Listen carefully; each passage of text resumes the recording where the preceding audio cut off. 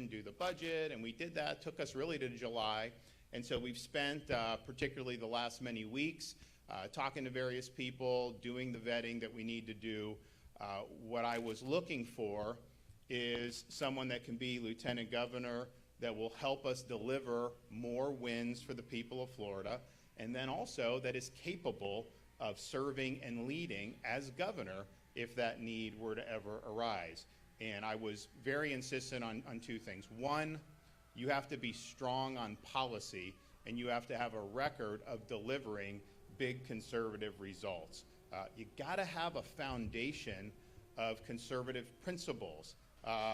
Rudderless ships will never find true north. And it's very important that people bring with that, because we can talk about issues right now, a year from now, into the future. You don't know what's going to throw your way. So what are you going to look to as your frame of reference as you tackle big issues? And I can tell you, I would not have been able to steer the state through COVID like we did, more successfully than any other state, if I didn't have that solid philosophical foundation, starting with faith in God, but also, importantly, understanding the constitutional principles that made this country great. And the second thing is, you need somebody that's going to run towards the fire. Don't sit on the fence. You got to be willing to lead in these positions. And you have to recognize leadership has a cost. When you lead, when you get things done, people come at you. They smear you. They attack you. They lie about you. That's just the world we live in. And you got to be somebody that's going to be willing to stand up and lead and fight for you, knowing that there's going to be people that don't like that. Now, Jay Collins, our senator from Tampa, has served in dangerous missions as a Green Beret, really around the world, but particularly in Iraq and Afghanistan. He served with distinction and integrity in some of the most high-octane type of combat missions you can have. He was wounded in action and earned a Purple Heart. He's also been awarded the Bronze Star and the Legion of Merit, among other many significant military decorations.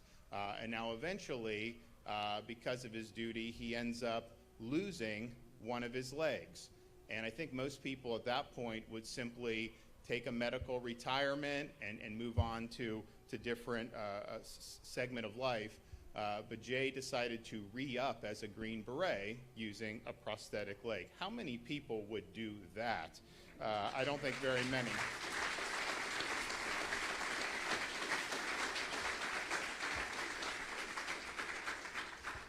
As our state senator from Tampa, he's been a man of action. He has delivered conservative wins, and I think has been one of the most productive senators we have had in modern Florida history.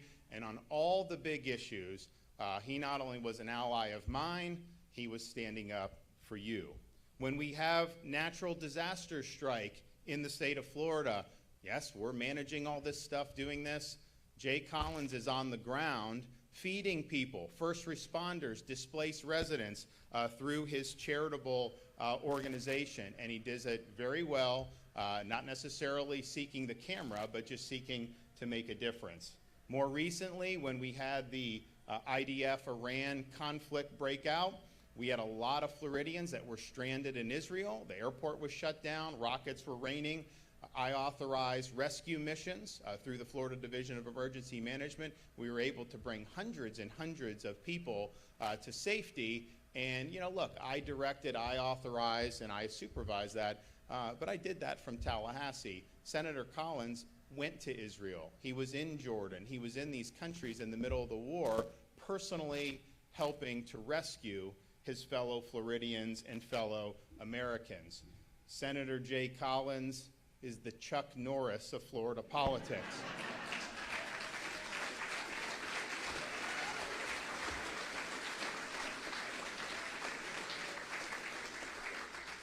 And I am proud to announce today that I am appointing him to be the next Lieutenant Governor of the free state of Florida.